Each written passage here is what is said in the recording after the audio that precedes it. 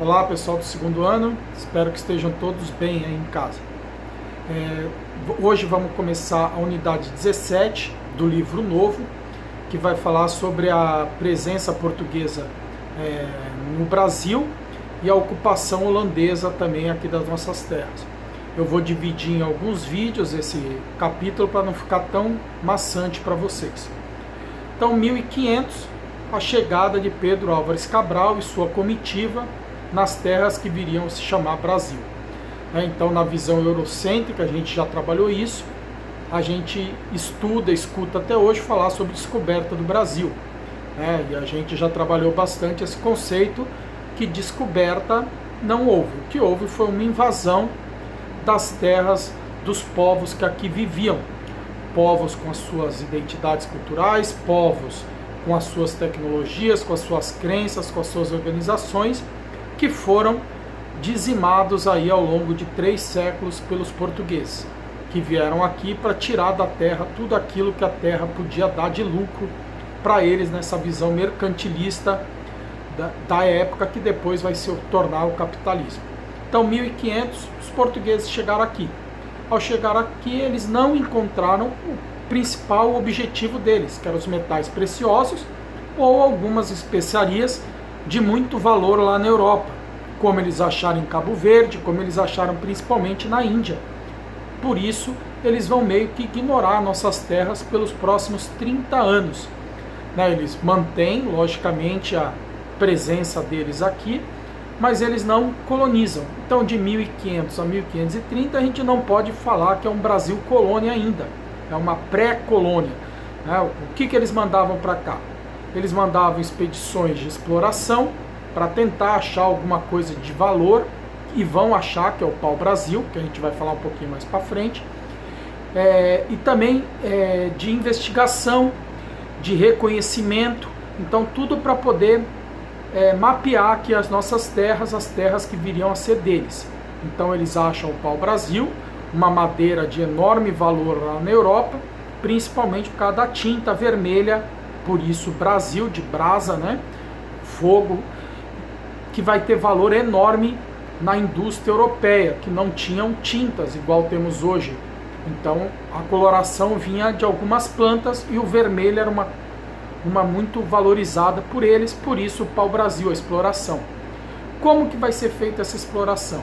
Eles vão arrendar para alguns exploradores que querem vir para cá, então alguns portugueses vêm para cá para explorar o pau-brasil. Em troca, o que eles vão ter que fornecer para Portugal? A construção de feitorias. O que é uma feitoria? É um armazém fortificado. Então eu guardo o pau-brasil ali para esperar os portugueses levarem para a Europa. Como é um produto de enorme valor, logicamente vai ter que haver uma segurança. Então eles têm que, ao mesmo tempo que é um depósito, ele também é um forte. Ele também serve como posto do exército para proteger esse pau-brasil. Então é construída essas feitorias. E como que esse explorador consegue o pau-brasil? Através do escambo.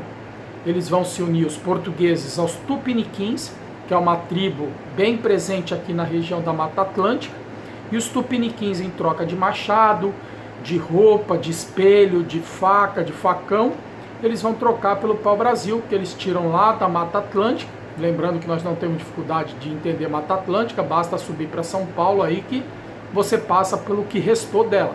Então os índios cortavam essas madeiras lá na Mata Atlântica e vinham por quilômetros carregando ela até o litoral, até a feitoria, em troca desses objetos que para os portugueses valiam muito pouco, mas para os índios valiam muito.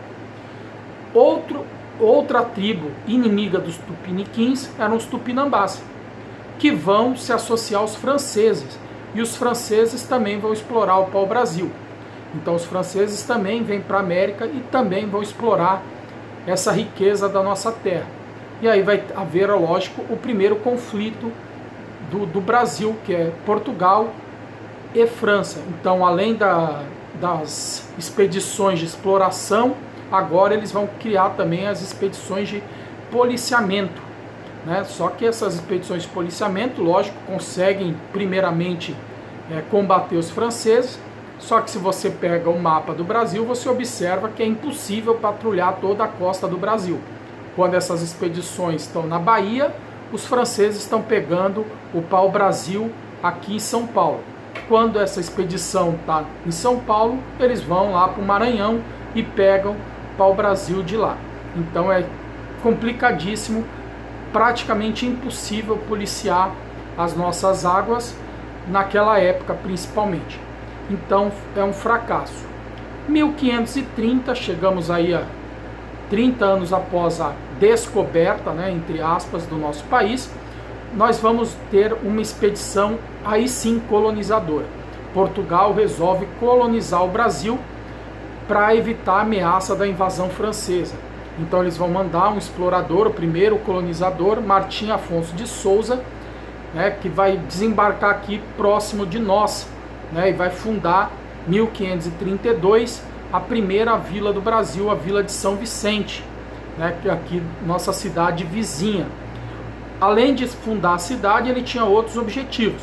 Ele tinha que combater os franceses, lógico, o objetivo principal, explorar o litoral, então vamos tentar achar alguma coisa que renda valor para nós, além do pau-brasil, e criar o primeiro engenho. E aí sim vai ser a história do Brasil, o engenho de açúcar, né, os derivados da cana-de-açúcar. Então Martim Afonso de Souza vai criar o primeiro engenho aqui também na nossa região. Então de 1530 a 1822, quase 300 anos aí, nós vamos ter o Brasil colônia. Como agora nós somos colônia, nós vamos precisar de uma forma de organização política, né? Nós vamos precisar ter uma divisão de poderes aqui. E aí Portugal vai pegar uma experiência que ele já utilizava nas suas ilhas africanas, que é o sistema de capitania hereditária. Então já começa errado, né? Se você pega o exemplo de um lugar pequeno e utiliza num lugar gigantesco, né? Não tem como dar certo. Então eles vão dividir o Brasil em 15 áreas, né? Em 15 capitanias, e vão distribuir para 12 donatários, porque 3 deles têm mais de uma terra. Então são os capitães donatários que vão receber essas capitanias hereditárias. Então eles recebem através de 2 documentos. A carta de doação, né? Então está aqui Martim Afonso, a capitania de São Vicente é sua. E este é o documento, a carta de doação, que prova isso. E também vão receber a carta foral, né? Que vai estar lá todos os direitos e também os deveres desse donatário. Então nós estamos aí na página 350 do nosso livro de história e tem ali descrito todos os deveres e direitos. Então o primeiro dever, promover a economia e a ocupação da terra. Então você tem que dar um jeito de ocupar a sua capitania. Você tem que seduzir, trazer para cá, trazer de Portugal pessoas que vão explorar, vão ocupar a terra. Esse lote de terra gigantesco que obviamente Martim Afonso e os outros donatários não tem como sozinho ocupar essa terra. Então eles vão ter que trazer gente da Europa para ocupar as sesmarias, que nós vamos ver um pouquinho mais para frente, as sesmarias, que são as fazendas, né, onde vai ter os engenhos, a exploração de açúcar.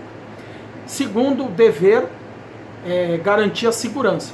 Então você é responsável pela segurança, não é o exército português. Você vai ter que formar o seu próprio exército para expulsar franceses, combater os indígenas que não aceitam a ocupação de sua terra, obviamente. E terceiro e último grande dever, divulgar a fé cristã. Então você vai ter que construir igrejas, trazer padres, aí é uma tarefa mais simples, trazer padres para cá que vão promover a fé tanto para os filhos dos brancos portugueses, quanto para os indígenas e posteriormente para os africanos escravizados que vão ser trazidos para cá. Então esses são os 3 grandes deveres de um donatário. E aí vem os direitos. Os direitos são óbvios: administrar tudo que tem na capitania, pegando uma porcentagem em cima de tudo que os fazendeiros produzirem, cobrar imposto sobre os engenhos, lógico, e o papel de juiz, julgar qualquer crime cometido por qualquer pessoa dentro da sua capitania. 3 capitanias vão prosperar, vão enriquecer, vão dar certo, principalmente Pernambuco e São Vicente, e a Bahia também vai dar certo. As 3 por causa da cana-de-açúcar. Então as 3 que investiram pesado em cana, nos engenhos, vão prosperar. Todas as outras 12 não vão dar em nada, vão fracassar retumbantemente. Por que elas fracassam? Falta de dinheiro, né? Não tem dinheiro para ocupar uma terra tão grande, que é o segundo motivo. A terra é grande demais, alguns nem chegam a vir para cá. Não tem como administrar esse negócio. Falta de comunicação, né? Então uma capitania não se comunica com a outra, não tem como uma ajudar a outra, como defender a outra. E falta de comunicação com Portugal, pior ainda, né? Longe demais para ter qualquer tipo de comunicação. Resistência indígena, então os índios daquela região vão resistir e vão atacar esses donatários, então a resistência indígena forte, e o ataque dos corsários, que são navios de outros países que vão continuar tentando explorar o Brasil. Então esses fatores vão fazer com que as capitanias não deem certo. E como as capitanias hereditárias não dão certo, Portugal resolve adotar uma nova forma de governo, que é o governo geral. Então, entendo, a capitania não vai deixar de existir, vão continuar tendo as 15 capitanias. Só que agora eu tenho um governo geral, alguém que vai governar os 15 donatários. Então eu centralizo o poder na mão de uma pessoa, e aí nós vamos ver 3 governadores gerais aí na unidade 17.